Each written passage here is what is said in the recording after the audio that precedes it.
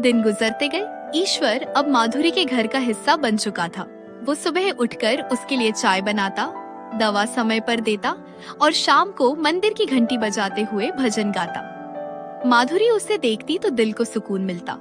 वो सोचती, कैसे अजनबी इतने अपने हो सकते हैं। एक दिन माधुरी बोली, ईश्वर बेटा, तू तो मेरे बच्चों से भी बढ़कर है। ना तू थकता है, ना चिढ़ता है, बस मुस्कुराता रहता है। ईश्वर ने हल्के से मुस्कुराकर कहा, माँ, सच्चा बेटा वही होता है जो माँ की मुस्कान वापस लाए। उसके शब्दों में ऐसा सुकून था जैसे शिव मंदिर की घंटियां बज उठी हो। माधुरी ने पहली बार महीनों बाद भरपेट खाना खाया और रात को चैन से सोई। बाहर आसमान में चाँद था और कहीं दूर कैलाश में पार्वती माँ मुस्कुरा रही थी। सुबह की धूप आज कुछ अलग थी। माधुरी उठी तो शरीर हल्का लगा, सांसें सहज थीं, दिल में दर्द नहीं था। ईश्वर ने मुस्कुराकर पूछा, कैसी तबीयत है माँ? माधुरी बोली, पता नहीं बेटा, आज तो जैसे कोई भारी बोझ उतर गया हो। कुछ ही देर में डॉक्टर आया और रिपोर्ट देखकर चौंक गया। माँ जी, ये कैसे संभव है? आपका दिल तो बिल्कुल ठीक हो गया है। ये तो किसी चमत्कार से कम नहीं। माधुरी ने ईश्वर की ओर देखा, आंखें नम थीं।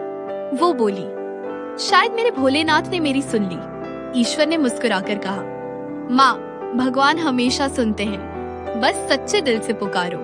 उसने आगे कहा, अब मैं आपके लिए एक अच्छी काम वाली रख देता हूँ और देखना, आपके बेटे भी आपसे मिलने आने लगेंगे। माधुरी के चेहरे पर वर्षों बाद सच्ची चमक लौट आई। अगले दिन ईश्वर ने घर के सारे काम निपटाए, नई काम वाली को सिखाया और माधुरी के लिए गरम खिचड़ी बनाकर परोसी। माधुरी बोली, बेटा, तू जा कहाँ रहा है?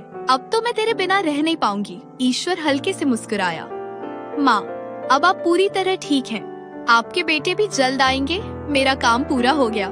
माधुरी बोली, कम से कम अपना फोन नंबर तो दे जा, कभी याद आए तो बात कर लूं।